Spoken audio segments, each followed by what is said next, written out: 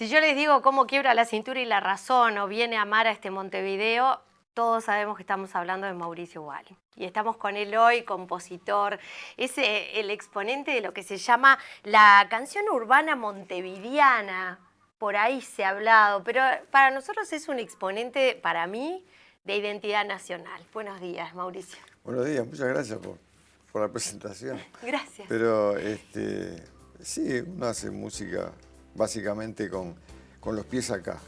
En ese sentido es cierto, es decir, fue una preocupación y creo que también es una preocupación de la generación en la cual surgimos, allá en el 78, de estar muy vinculado con lo que es acá, en este caso Montevideo, pero podía ser cualquier lugar que también tiene que ver con lo que uno escuchaba de niño y con esa generación increíble que fue la generación de los 60, ¿no? Es decir, todo lo que fue los músicos tipo Cita Rosa, Olimareña, Viglietti, Rubén Lena, que ahí estaba el hijo de Rubito, increíblemente ahora hablando, Carvajal, también Mateo, Rada, Dino, toda esa camada. Qué tremenda camada, Claro, ¿no? una camada muy potente que por un lado tiró la parte folclórica y por otro lado el candombe birria, el rock, el Y siglo. vos mezclaste muchas cosas de todo eso, Sí. Además del fútbol, que supongo que Diego va a hacer alguna referencia,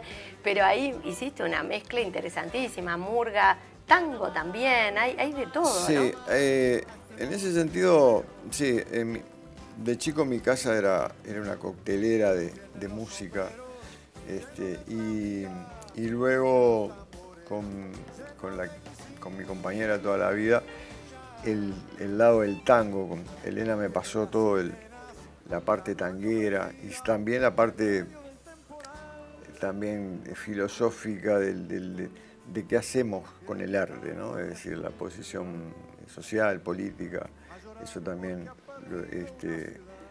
tuvo que ver muchísimo ella, así que bueno, siempre estaré viviendo, agradeciendo eso, ¿no? Mauricio, siempre cuando uno habla con músicos hay un tema que les despierta justamente esa pasión que se termina muchas veces convirtiendo en un trabajo, a veces en un hobby. En tu caso, como lo mencionabas al pasar, esa generación está muy marcada por las luchas sociales, por distintos temas tangibles que hacían a su adolescencia, pero también al día a día. Hoy vemos que se habla del amor, hoy vemos que se habla a veces de cuestiones superficiales. ¿Cuáles fueron esos temas anexos a la música que realmente los hicieron despertarse a ustedes? Bueno, nosotros nacemos en plena dictadura, ¿no? Con un código muy distinto a lo que hay ahora. Es decir, es difícil para un muchacho que hoy tiene 20, 25 años, tratar de que piense cómo estábamos nosotros en esos años. Donde no había derechos, donde todo era censura. Bueno, uno se crió en eso. Yo nací con esos, no nací, pero digamos, me hice adolescente en esos códigos. Y los manejábamos, aprendíamos a convivir con ellos. Entonces, nosotros sabíamos que cuando empecé a hacer canciones, que teníamos que decir cosas, pero sugiriendo. Nunca la íbamos a decir en forma directa porque nos iba a caer la censura y íbamos a terminar mal, íbamos a terminar presos o lo que sea. Entonces, en definitiva, aprendimos entonces a crear, en mi caso, cuidando mucho la poética, tratando de sugerir cosas que tenían que ver en ese momento no solo con el amor y con la pasión y con la cosa de los 20 años, sino también con lo que aspirábamos, que era abrir paso en la dictadura a otro país, a la democracia, a la libertad. Es decir, hoy en día es raro pensar, pero es así. Nosotros nos faltaba la libertad de decir, de expresión, de juntarse. Entonces, bueno, eso era de todos los días, convivíamos con eso, y el lenguaje de esos años está cargado de segundas intenciones. Muchas canciones nuestras decían una cosa y y había que leerlas de otra manera, porque era la forma que teníamos, las redes sociales que teníamos en ese momento eran esas. ¿Como un sentido metafórico, decís? Totalmente. Era todo simbólico. Es decir, Para abrir la noche. Hay una canción que nosotros titulamos un primer espectáculo que llamó Para abrir la noche, me acuerdo, con Rubén Olivera y Rumbo. Yo estaba en Rumbo en ese momento. La noche era, no la noche, era la otra noche.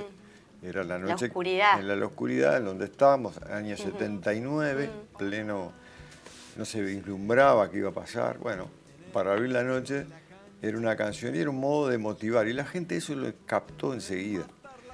Terminaba siendo un lugar de encuentro para poder Totalmente. dialogar de alguna manera, ¿no? Para poder estar.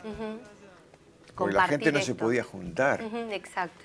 Tenías Aquello de que la no posibilidad de reunión. Exacto, y tenías que pedir permiso para todo.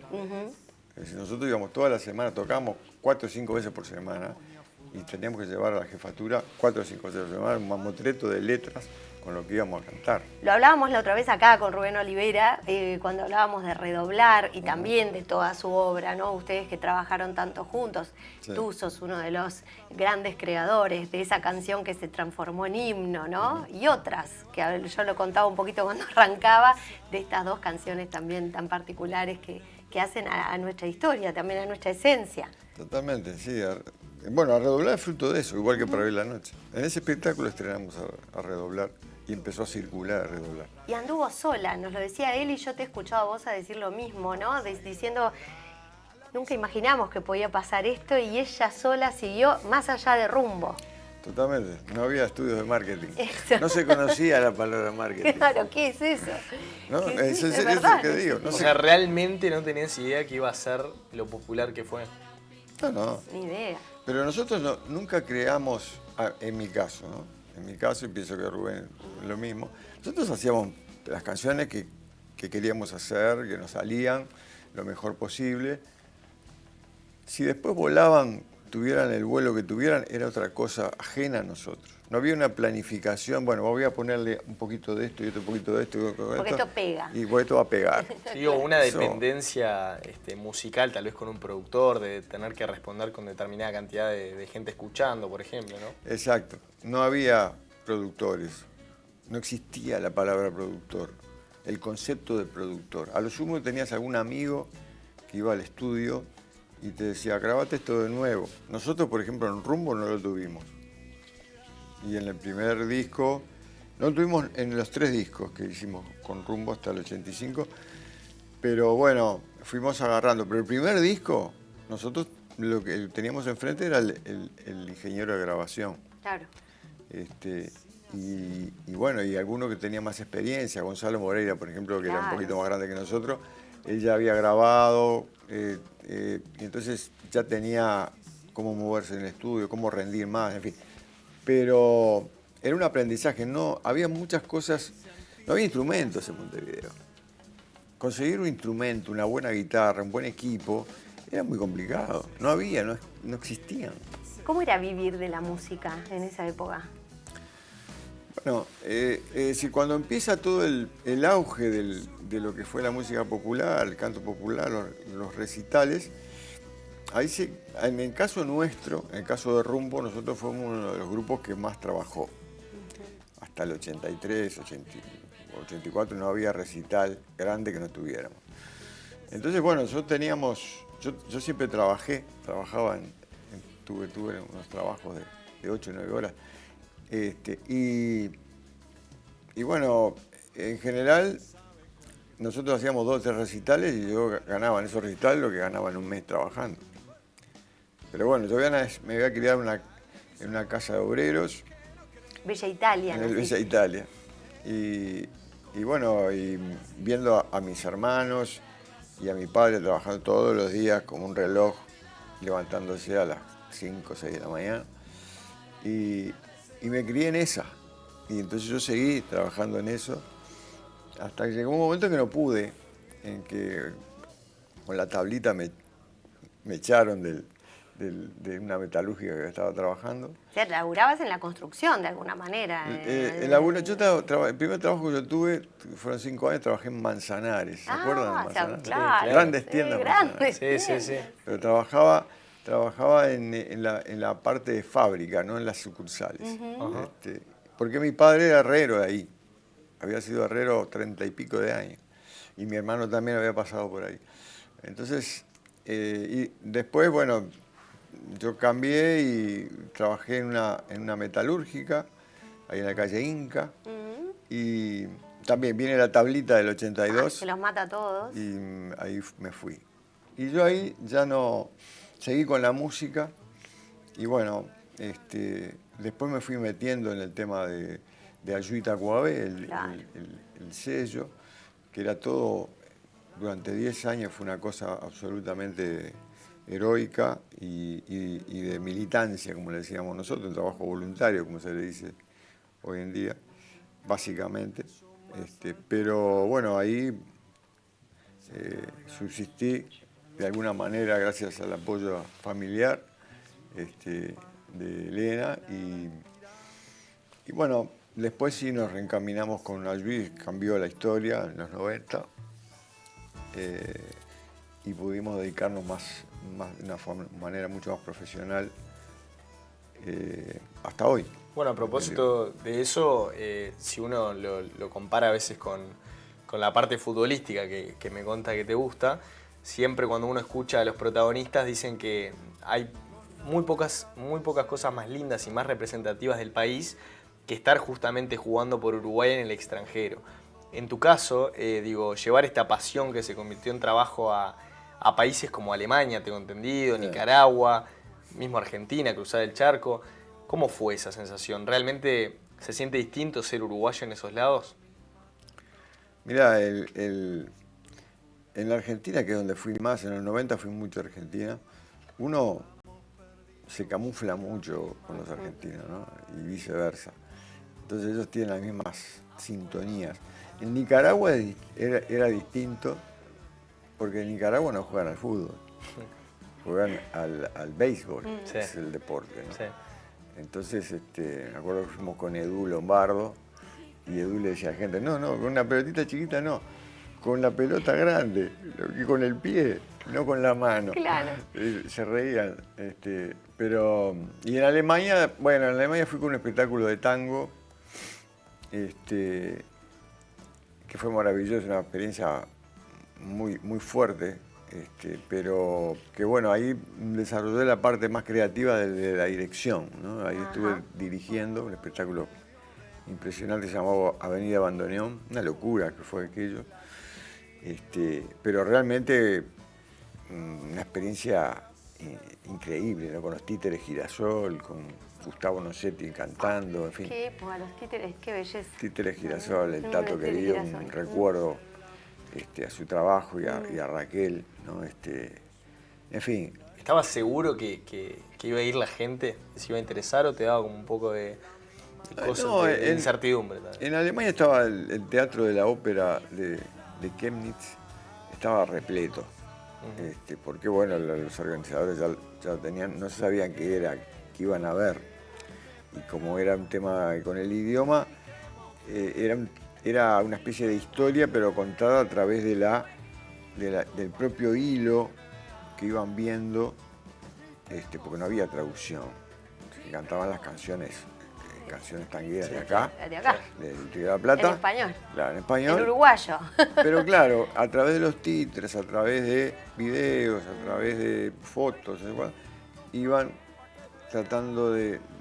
Porque la historia era el nacimiento del bandoneón que había nacido ahí y que había cruzado el mundo hasta el Río de la Plata. Había que entrelazar todo. Entrelazar eso. El bandoneón, la historia del bandoneón es maravillosa porque nace en Alemania, pero en Alemania no tocan. No. Tocan otra cosa. Se acerencia acá el bandoneón y lo toma el tango, ¿no? Entonces eso es un poco la historia de ese espectáculo. Pero bueno, yo creo que escribo y hago canciones para este universo local. Eso es lo que te quería preguntar. ¿Qué te inspira y qué te inspiraba para escribir? Cuando eras más joven y cómo eso fue cambiando a lo largo de los años y si cambió. Vos sabés que no cambió tanto. No cambió tanto. Es decir, yo sigo parado más o menos en las mismas cosas, en las mismas coordenadas, pero por supuesto, van pasando, el mundo va cambiando, yo siempre trabajo a partir de la música, primero que nada. La música es la que tengo y después voy metiendo las letras. A veces la música te va sugiriendo alguna palabra, alguna frase y ahí vas construyendo y vas viendo de qué puede hablar la canción, ¿no? A mí me pasa eso, que eso es lo más lindo de la parte creativa. Ir descubriendo cómo va, eso que te van haciendo inconscientemente, que lo vas buscando, ¿no? Pero que no sabes cómo.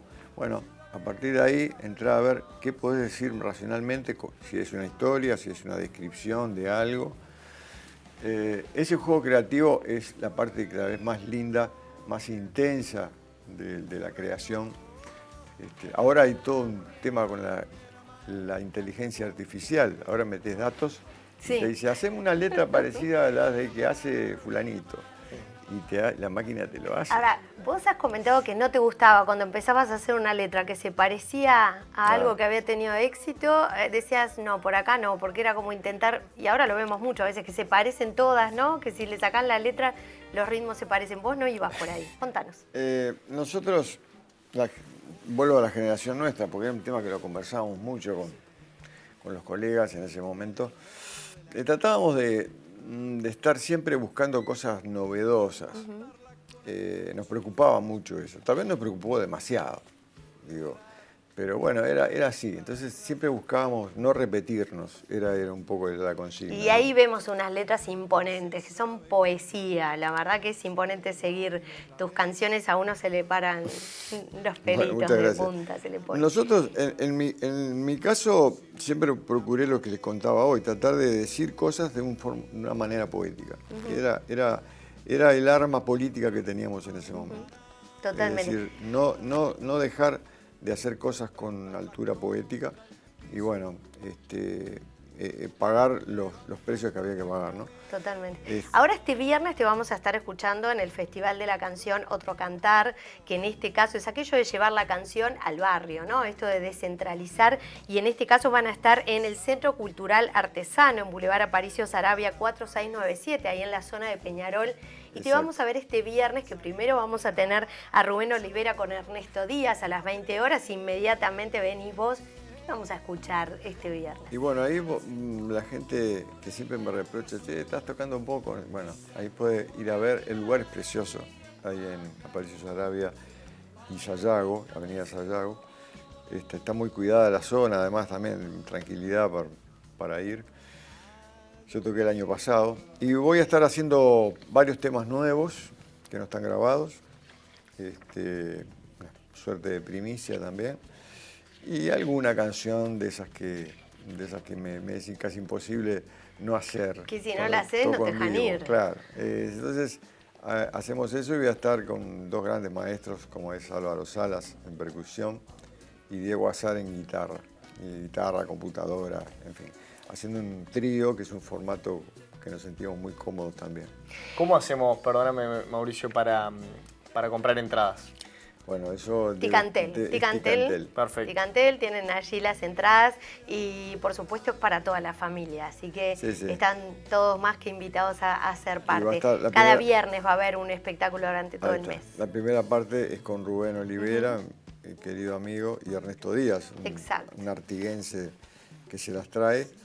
Y bueno, después estaremos nosotros en trío. Creo que la gente la va a pasar muy lindo. Muy lindo para un viernes disfrutando. Mauricio, fue un placer. Un placer estar con ustedes. Muchas gracias. Un saludo a todo el país, ¿no?